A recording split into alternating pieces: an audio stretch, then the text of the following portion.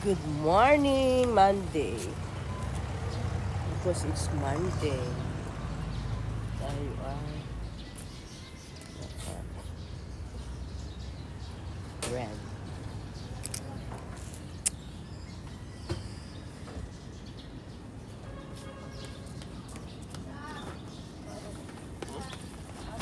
Let's go.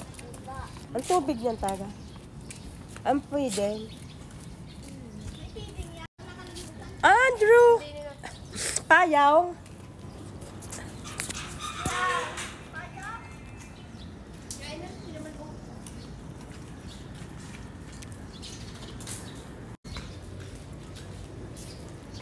Mapapabangga pa ako di.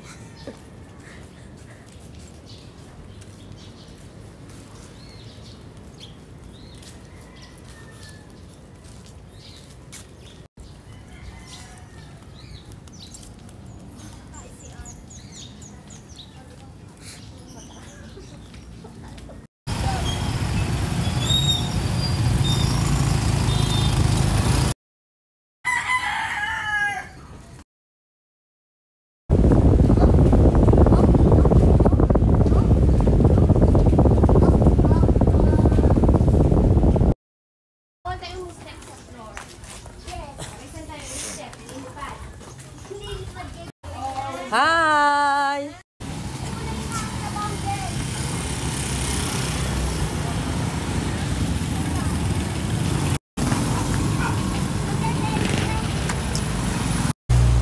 Labas na si Andrew, guys. Uwi na kami.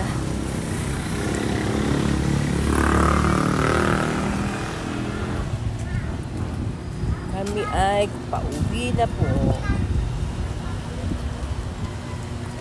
Ate. Yun, nalaglag pa. Sinabi ko na. Ang tigas kasi ng ulo. Dirty. Ko na nga makain. Jesus ko pa.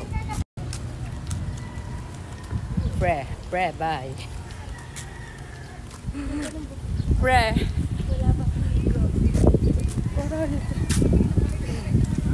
Nice. Ma'am, tingnan nyo, naligo versus walang ligo. Di ikaw na. Ikaw na. Gloomy ang weather. Bagong ligo ba yun? Tasik ang ilong ko sa...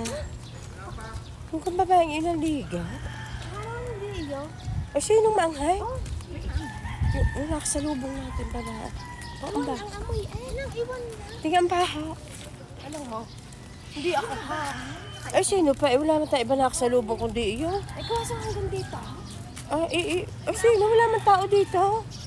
Ang bahang kilikili. Yak. Dalasala ay. Ang pangit pa naman pag ganyan na naamoy mo. Buti pa makaamoy ka na ng tayo ng baboy. Kaya sa amoy ng kilikili. Yak.